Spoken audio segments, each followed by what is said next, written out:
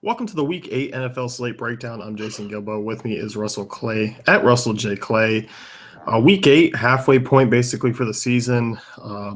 Some big takeaways is we were just kind of looking at teams. Things have kind of flipped around. Yeah, and most importantly, I was listening to some music today, and I sent you a link. And what was that link, Jason? It was Gorilla Zoe. Gorilla Zoe, that's right. For those of you who listened to rap in 2009, you'll remember the hit Echo. It's a jam, guys. Go check it out. But enough about rap takes. That's 2 pods in a row. We got some rap takes in there. Week 8, lots of bye weeks. My redraft teams are destroyed. How are your redraft teams doing, Jason? With no Rams. Who else isn't playing this week? Yeah, you got the Jags on bye. You got the Packers on bye. I don't know. There's a couple others, but is Minnesota on bye this week? No, they play Cleveland. They play Cleveland, I think, in London, actually. The point being, like, week 8 and 9 are going to be the worst of the season. So I think that's going to refine down our exposure to a lot of these games with the smaller slates for sure. Yeah, 9 games on DK's main slate this week, just 10 on FanDuel. It's kind of feeling like an early-only slate. Like those early-only slates are 7 games this week. The 4 p.m.'s only 2. Yuck. So I wish they would change that, but we got what we got. Yeah. Let's dive into this week. Let's talk quarterbacks. I think, when all's said and done, I think Carson Wentz pops up as hard to go wrong with him as a number 1 option, I think, price considered. Are you in agreement? Yeah. 30, I believe he's 37 on Yahoo. That's kind of tough. But at 72 on DK and 79 79 on FanDuel, I mean, he's pretty much going to be the chalk. Would you be surprised to see 25-30% ownership here, even in a higher price tier? I'd be maybe a little bit surprised on DK. FanDuel, not at all. I expect 30% basically to be kind of a thing. Basically like where Watson was a few weeks ago. I expect kind of that ownership to be basically the same. And there's definitely pivots to be had there, though. Definitely pivots to be had, and that's what's unique about that price range. Usually nobody's 30%, but Wentz is certainly going to give that a run for his money this week, especially coming off the primetime game. Is there any advantage to fading him here, or is it just kind of like you're banging your head up against a wall trying to fade this matchup? I mean, I think when you look at it, like, we could get Wentz moving the ball quite often and get like a Garrett Blount touchdown or 2, and that kind of takes away from Wentz's like true high ceiling. I mean, I think, a lot of people are going to be looking at last week and saw Dallas and what they did and how there was just plenty to go around for everyone. And that could very well be the case here for Philly. So I have a tough time fading, but I mean, there's other names that we can go to. So this New England offense, Brady obviously been pretty egregiously priced on FanDuel pretty much the entire season. Always more reasonable on DK. This matchup kind of feels like one where I want to describe like the bag is overflowing, but I don't know which, it's going to explode, but I don't know where it's going to come from. Like, Cooks is kind of in a bad matchup. Like, Gronk should do well, but it's not like a perfect matchup. I love Brady, but I'm having a hard – do you have like a specific target in that offense you're using?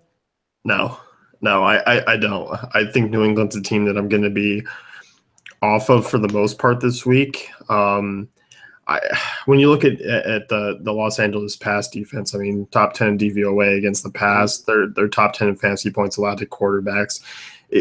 Casey Hayward's been a shutdown corner this year. I don't like it. I kind of think the running backs are going to be what plays here for New England if they truly know what they're going up the game plan is, because Los Angeles is 27th in DVOA against the run. They're giving up a decent amount of running back fantasy points. So, like, I could see kind of just a lot of checkdowns. Gronk's probably the best target, but I'm not going to pay for him on this slate. Yeah, I think that's a fair take. It's like I see 20 to 25 points for Brady, but you want to stack if you're paying up that much for quarterback, and then, if it's not a Gronk 20-point week, you really fall behind quick with those prices. So Dak in one of those 4 p.m. games against Washington, obviously been fantastic this year. Are you in on him? Yeah, I have no issue going with Dak. Dak's been phenomenal this year.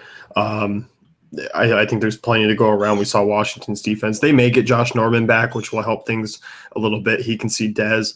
But we've always seen Prescott, strive in this offense, even when Dez Bryant's taken out of this game. There's Elliott. He has no problem going to Witten or Butler when he's on the field, or Williams or Beasley. Like I fully trust Prescott at this point. Yeah, absolutely. I mean, you kind of go down the line. Cam, Breeze, Newton, Carr, Wilson. Any of those guys really pique your interest over like near Wentz, sort of? Yeah, I think when if you look at FanDuel or DraftKings are pretty much all kind of priced down below him. But when you look at FanDuel, you have Cousins, who's $100 less. You have Wilson, who's the same price. You have Newton, who's $100 less. Like, there's some good right near pivots to be had. Whereas DraftKings are kind of dropping down. I think Newton's the guy that I'm taking the most look at here. Tampa Bay, third most fantasy points allowed per game at quarterbacks here, dead last in DVOA against the pass. Newton was flashing that upside before the Bears game. I like him in tournaments actually quite a bit, but we'll talk about his stacking options because they're weird. I'll say that. Well, it's Benjamin or Funchess basically, right?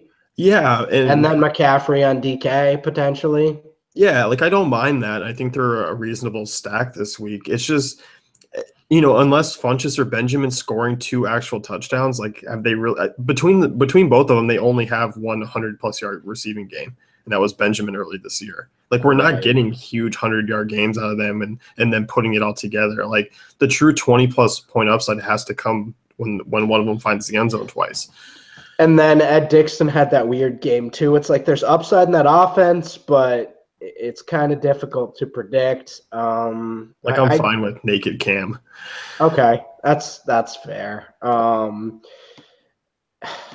Deshaun Watson against Seattle, probably a no-go this week, right?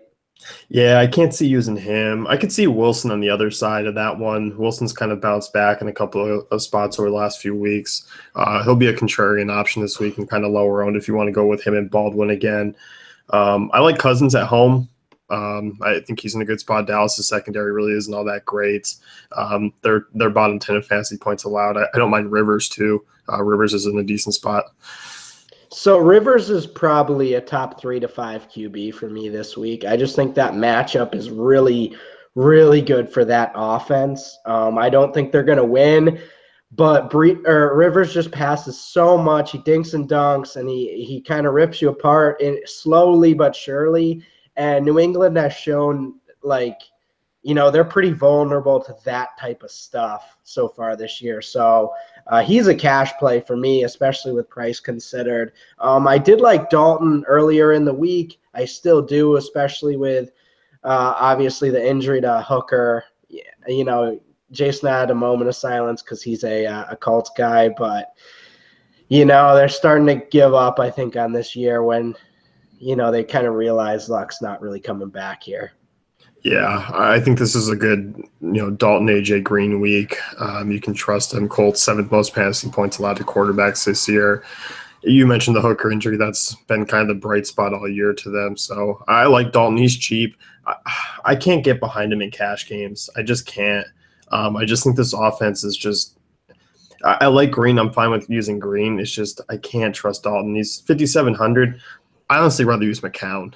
I'd rather use McCown over Dalton in cash if you need to go that low, because outside of that, I'm not really thrilled. So I would go Rivers, Gordon in cash and just I think you're getting 40 points there. It could be a Rivers game, it could be a Melvin game. I think you're getting a pretty high floor there with combining those two. But yeah, I agree. Below Dalton this week kind of seems pretty sketchy. Yeah, and Rivers, I mean, when you go back to New England's defense, Matt Ryan was the only quarterback to not throw over 300 yards against them this season. Mm-hmm. And him and Winston were the only guys not to throw 2 or more touchdowns. Like, they've been giving up a ton of fantasy points to quarterbacks, and that's why Atlanta was just such a disappointing game. Right. So, yeah, I think when all said and done, I think Wentz comes in as a top option. I mean, I think there's a lot of pivots. I like Newton. I like Rivers, Cousins. I think they're all decent GBP plays, and McCown and Dalton continue to be pretty cheap. Definitely. So let's take a look at running back. When we look at FanDuel, you have Le'Veon Bell. DraftKings, you don't. Are you getting Le'Veon Bell exposure on FanDuel this week?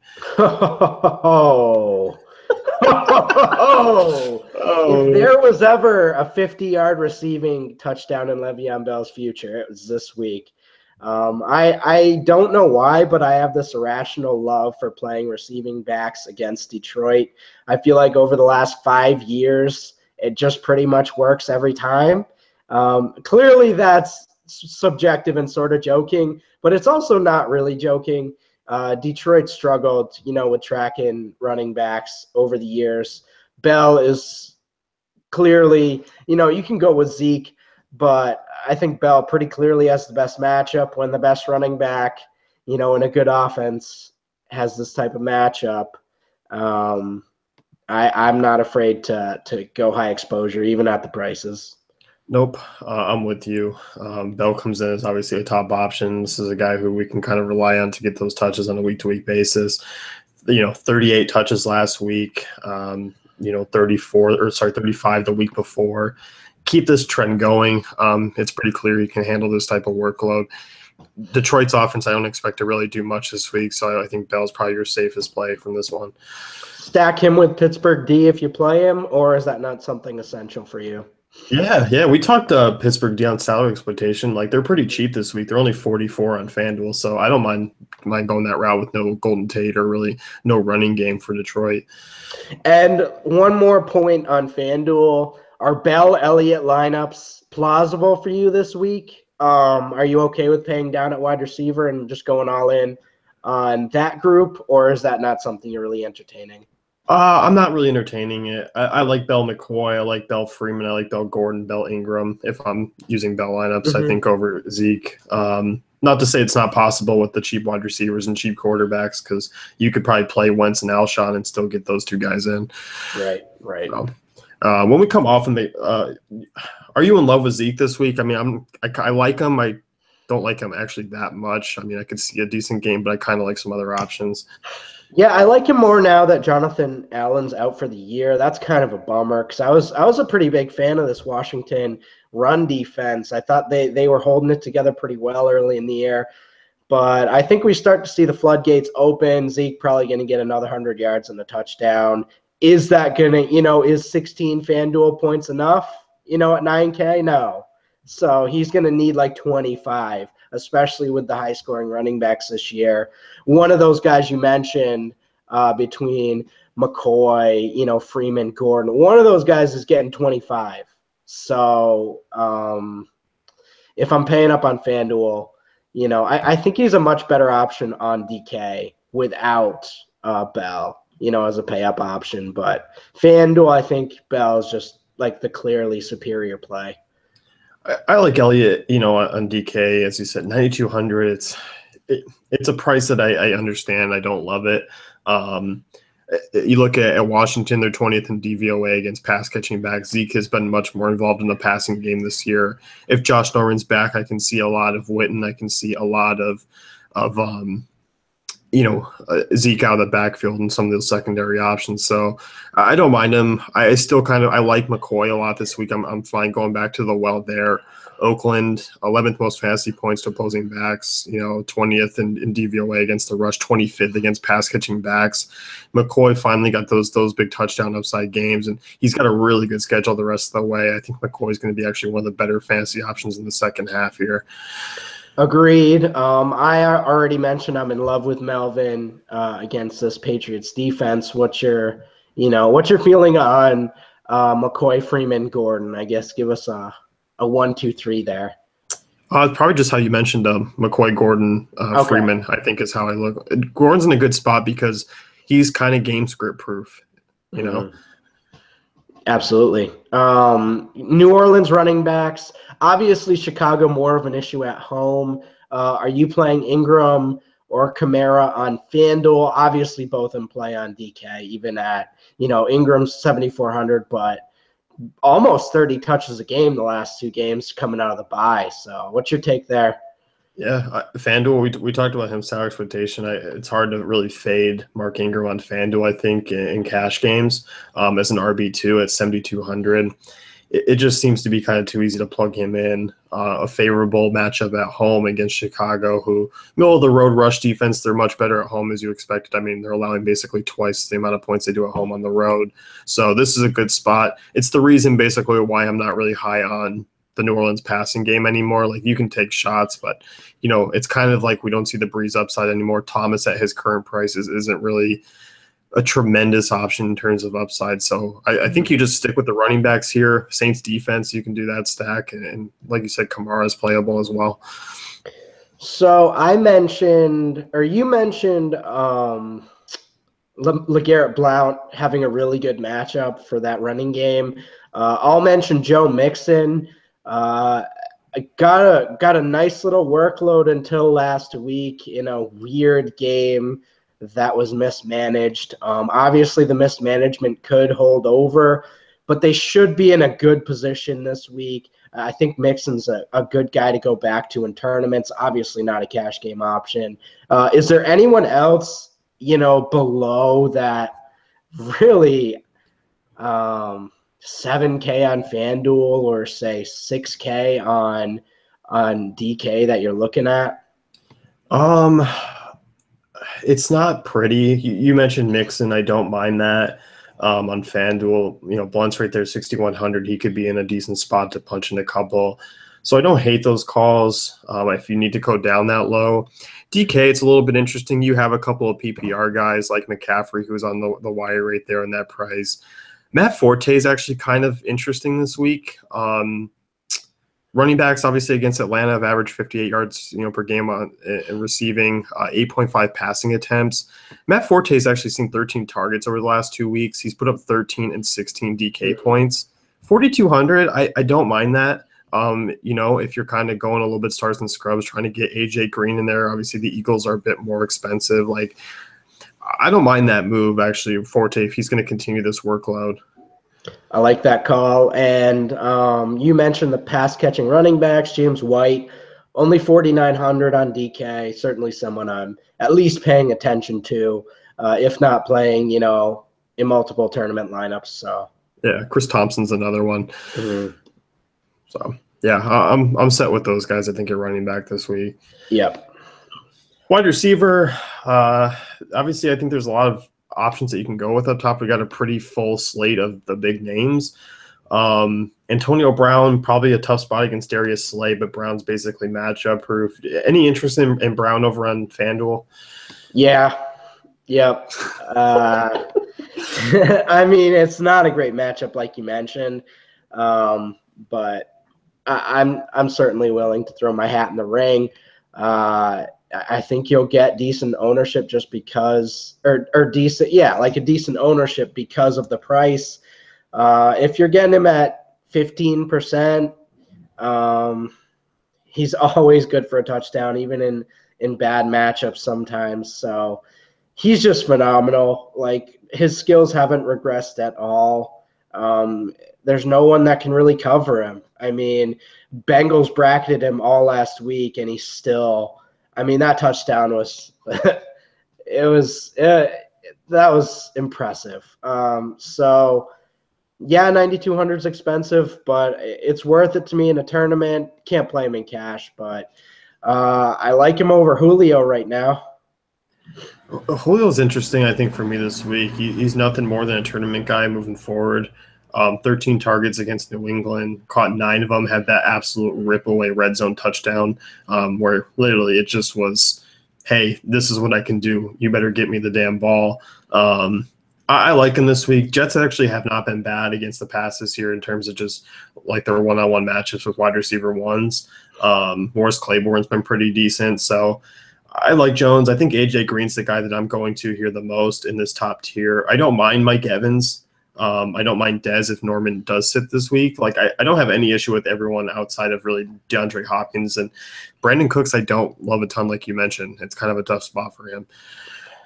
I guess my only problem with the wide receivers, especially on FanDuel, is I just look at Le'Veon Bell and say, oh, man, it's just so much easier to plug him in than get these receivers right.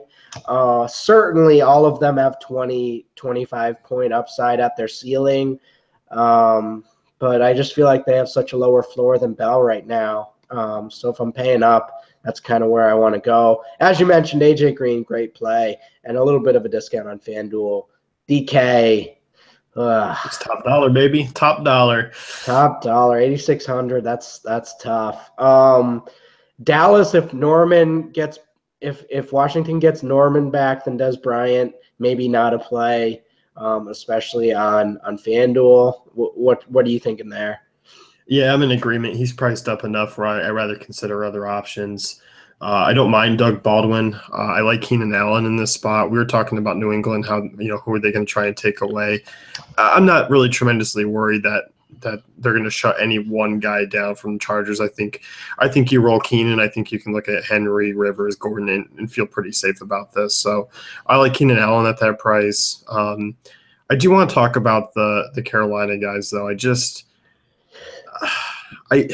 I want to use them in more than I should because Tampa's just been awful against the pass this year, second most fantasy points to opposing wide receivers, and maybe this is finally one of their high ceiling games. Benjamin's a little bit expensive. I like Funchess and 8+ targets in each of the last 4 weeks for Funchess. I'm going to use them. I'm not going to go all in, but I think I'm going to be looking at them at least in their price ranges.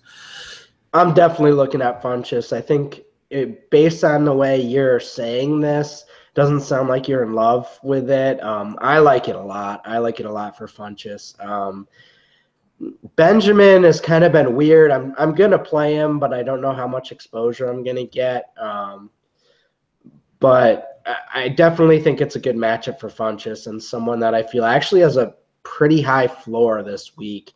I don't see him getting less than 5 or 6 catches for 70 yards. Like I feel like that's his floor against this team. Yeah, I mean, I think when you look at the matchups, like you said, the floor I think is fairly decent for these two, and maybe you can raise the ceiling just given the matchup. Mm-hmm. When you look on FanDuel, I mean, Pierre Garçon 6,700, Benjamin 66, Jeffrey 66, Funchess 65. I think those are 4 very usable guys this week. Garcon's in a really good spot. Philly's, secondary really isn't that great. 7th most fantasy points. Garcon's averaging about 9 targets per game. Like those are good, like high floor guys. I think in this matchup at really nice prices on FanDuel. DraftKings, they make you think a little bit because of their price tags and what you have. It's a little bit more lenient on FanDuel, but if that's the payout, if you're paying up at running backs and a quarterback, I think that's the wide receiver range you sit in this week. So I do think going back to Amari Cooper this week is pretty intriguing. Obviously got off the snide last week. Buffalo's okay, but I do think Amari is a pretty interesting play at a still semi-reduced price. Will Fuller, I can't help but think he's going to be 7% again. 5 to 7%. Obviously, it's not a great matchup, but Hopkins is going to be taking most of the pressure. I do think Seattle's been a little vulnerable to deep passes this year. I think Fuller could break another one and be an interesting play at that price tag as a sort of a contrarian guy. But obviously, you mentioned a lot of stiff competition in that price range. I think Pierre Garçon's probably the best play for me in that range. Yeah, I definitely don't mind it as a GPP shot. Like I think Houston will put up not great points, but moderate points this Mm-hmm. week. Just kind of in a spot where they're going to need to chuck it a few times, and I don't think they're really going to get the running game going much. So I'm not against it. I think one guy to note is Josh Doxson, really cheap on both sites. Played 80% of the snaps last week against Philly. Clearly a guy that I think they're going to start looking at more and more, especially in the red zone with his size. Only saw 5 targets for some reason in the second half, kind of fizzled out a little bit. Terrell Pryor came in for some reason. I don't understand that situation. I love Cousins. I love Thompson. I cannot get a grip on what guy to stack them with or pair with because it's just Crowder's been non-existent. Pryor's been non-existent. Doxson comes and goes. Doxson's got a ton of talent if you want to take a shot at basically bare min this week. Yeah. And you've sort of handcuffed me, hands behind the back. I was talking about Mike Williams, and you just like called me over. You're like, "Hey, Russ, can I get your license and registration?" And I was like, "Wait, man, like I'm not even driving." And you're like, "Can you please step out of the car?" And I'm like, "Hold on, what's going on? I'm not in a car." And you're like, "Sir, can you take the breathalyzer?" And I was like, "Why are we doing this?" Okay, so no Mike Williams for me this week. You talked me out of it. Thank you. We're still on Mike Williams' watch, folks. 14 snaps this week, Jason told me. Let's get that to 20. Man, he's a big play guy. He can make 2 big plays. 2 catches, 60 yards, and a touchdown. I think it is in his range of outcomes. We won't do it for Jason's sake, but keep an eye on it, guys. It's coming.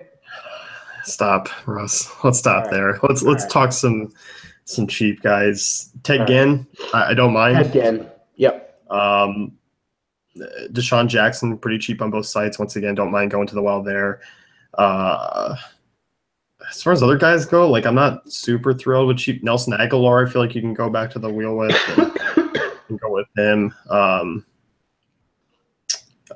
Jets wide receivers, I'm okay with against Atlanta too.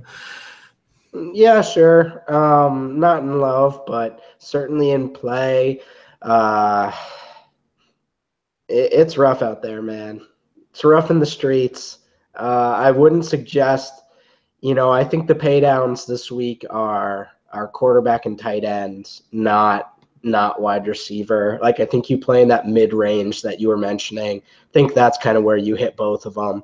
Maybe go with, a Jets receiver as the third guy. But man, there's more value at quarterback and tight end for me. Yeah. Marquise Goodwin, he's my last one I'll toss out there. 8 targets last week, 5 the week before, 11 the week before. See some big plays, long of 48, long of 19, long of 51. I'll take a look at him at 3,900 basically as San Francisco tries to chase from behind. Fair enough. So, tight end. This is an interesting week because Ertz isn't a plug and play anymore, man. He's expensive. He's $7K on DK. Like he's completely earned it. Mm-hmm. But I'm bummed we don't have him at 55, 6K and the most. Like we got to do our homework, Russ, and go with some other options because they're too expensive for me. I think we look at Jared Cook. I don't think, Austin Hooper is someone we can look at with Sanu ever playing. Like we just can't use Hooper. I think that's fairly clear. But you mentioned Jack Doyle on salary exploitation. And that's I'm kind of warming up to that as the week goes on, especially at his prices. George Kittle, I mean, I think Beathard's going to be passing again. Is that someone you're looking at if not going Doyle? Yeah, he burned a lot of people last week, but I'm willing to kind of move past and go with him again. I think him and Doyle are the safer, cheap options. Mm-hmm. I don't mind Witten if Norman's back. I think you'll see some targets kind of funneled down to him. Washington's allowed the second most fantasy points to tight ends this year, so I'm okay going that route. Eagles are bottom 10 as well, so I think you can take some looks in those matchups. So an interesting development last week was O.J. Howard. Obviously had the huge game, tight end 1 overall on the weekend. The problem is, like, Cam Brate's been fantastic this year. What do you think going forward? Is OJ Howard a play at 2,900, or is it just something you still avoid? I feel like I'd be chasing points if Mm-hmm. I mean he's a talent. Like obviously he's clearly I think a guy you can take a GPP shot on. I don't hate the move. If he didn't have the week he did last week, we wouldn't even be talking about him. So I'd rather go some other directions, I think, and take a safer approach who do still have the touchdown upside like Kittle and I think Doyle as well. Fair enough. I love Hunter Henry this week. As I mentioned, I love the Chargers. So Hunter Henry sort of becoming a centerpiece in that offense of late. Looks like Gates' snaps are finally down for good. As I say that, he's probably going to get 40 this week. Do you like Hunter Henry? Yeah, I like Hunter Henry. I like Jordan Reed this week. Dallas is, they're not good against tight ends. 31st in DVOA. Reed's really cheap. Health has always been his biggest thing. Obviously, 10 targets last week, got 2 touchdowns. Hopefully, this is something he can build upon, and we can get Reed for at least another week or two at these prices. Right. And then you brought up Ertz, and I kind of just jumped down to the value, but he's a play still.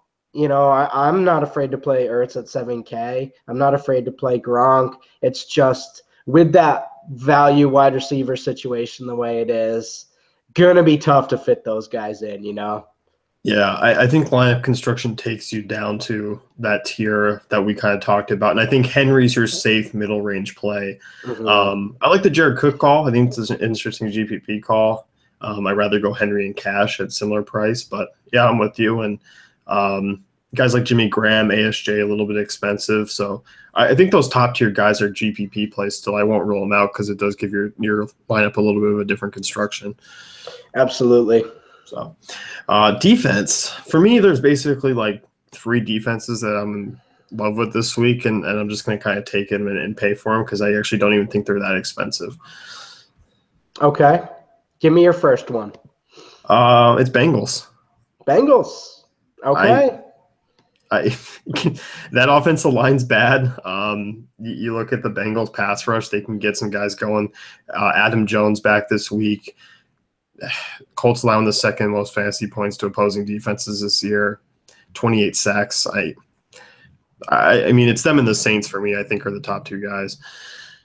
I'm with you. I like the Saints, but they're really both great plays. As you mentioned, Bengals secondaries is darn good. And I think the Colts have pretty much given up on this season. At least the players have. So kind of rough there. The Saints are doing, really well this year in terms of being better than the historically bad defense they were, making a lot of turnovers, getting some sacks. So I think they're definitely going to be able to cause chaos against the Chicago offense. I know they've been run heavy, but on the road is a little bit different scenario. I think the Saints are going to be able to move the ball, so they're going to be in comeback mode. We could always see that scenario, in that primetime game a few weeks ago where Glennon, like they were down 30 in the third quarter and they just ran the ball anyway. They were like, all right, you beat us. And they just kind of threw in the towel. Like that's not great for the Saints D. But I do see some upside there. Yeah, I do too. And I think if you want to go cheap on FanDuel, I think Pittsburgh's the way that you go at 4,400 against Detroit. Mm-hmm. Below 3K on DraftKings, do you like anyone? Oh, they've been good on their defense pricing this year. It's been pretty sharp. I don't love anything really. Not really, man. I think the Bills were my only team that I was considering just kind of playing a little bit more of the narrative of Oakland traveling across country. And the fact that they're 2,900 and the Bills have just been such an opportunistic defense. They've given up 47 points over the last 2 games. That's something you don't like to see. But they've still scored 15, DK points over those 2 games. So I kind of don't mind them.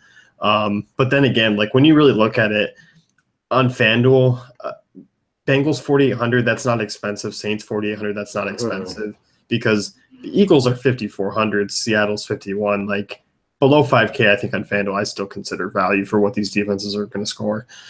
Yeah, and that's kind of the way I look at it there. The one team I'm looking at is the Falcons. I'm looking at them. I want to love it. I want to love it. I don't love it, but I'm probably still going to get some exposure anyway.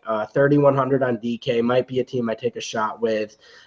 They do have some opportunistic players, Vic Beasley, Keanu Neal. They do have players who can make big plays. That offense is just kind of stuck in the mud right now, which is obnoxious. But I think there's a chance at least a first half sort of Atlanta gets out ahead. Maybe we see something like last year. Maybe this Atlanta offense turns it around. And if the Falcons can get the Jets passing, a little more than they're comfortable with, I could see, a big game. But the other plays you mentioned are much better. Yeah. I think they're for any two tournament defenses I'd take a look at. They're in the same game. It's Tampa Bay and Carolina. I do expect a shootout, but I think there could be a pick six in there somewhere. Okay, that's a great. Yeah, if you're looking for the mystery pick six, it's probably in that game. But yeah. I think that's like they're cheap. Like I could kind of see if Carolina was at home, I think I'd really be intrigued with Carolina. But they're on the road. I think Tampa still moves the ball, but I think there's some pick six opportunities there, though. Absolutely. So that's it for us. You can check out dailyfantasycafe.com for all our great tools and content. And, of course, if you like what we're doing here with these pods, give us a thumbs up and subscribe. And good luck in everything that you're going on in Week 8.